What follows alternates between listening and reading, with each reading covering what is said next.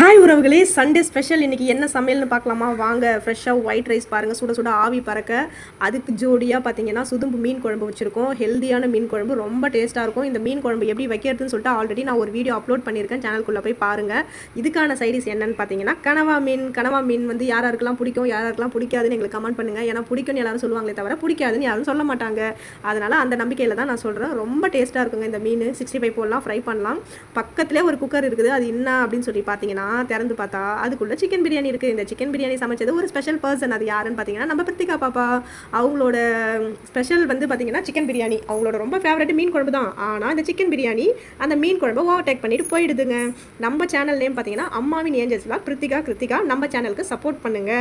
இந்த பிரியாணி பாருங்க, பாப்பா எவ்வளோ அழகாக உதிரியாக ஃப்ளேவராக கலர்ஃபுல்லாக சமைச்சிருக்காங்க. இதை வாங்க சின்ன பாப்பா கிட்ட கிருத்திகா கிட்ட சமையல் சாப்பாடு போட்டு கொடுத்து நம்ம வந்து எப்படி இருக்குது அப்படின்னு சொல்லி டேஸ்ட்டு பார்க்க சொல்லலாம்.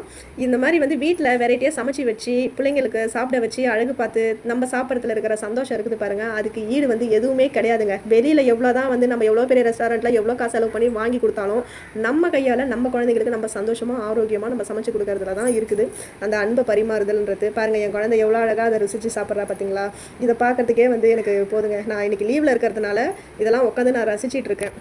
வேலைக்கு போகிற மாதிரி தான் அவசரமாக படப்படன்னு சமைக்கணும், படப்படனா உங்களுக்கு சாப்பாடு போட்டு கொடுக்கணும், படப்படன்னு நம்மளும் டிஃபன் பாக்ஸ் கட்டி எடுத்துகிட்டு போகணும். அப்படி ஒரு பிஸியான உலகத்தில் தான் நம்ம இருக்கோம். அப்படிப்பட்ட ஒரு டைமிங்லையும் இந்த மாதிரி நம்ம சின்ன சின்ன சந்தோஷங்களையும் நம்ம என்ஜாய் பண்ணிக்கணுங்க. ஓகேங்க, இந்த மாதிரி சமையல் வீடியோ பார்க்க எங்கள் சேனலுக்கு கண்டிப்பாக நீங்கள் சப்போர்ட்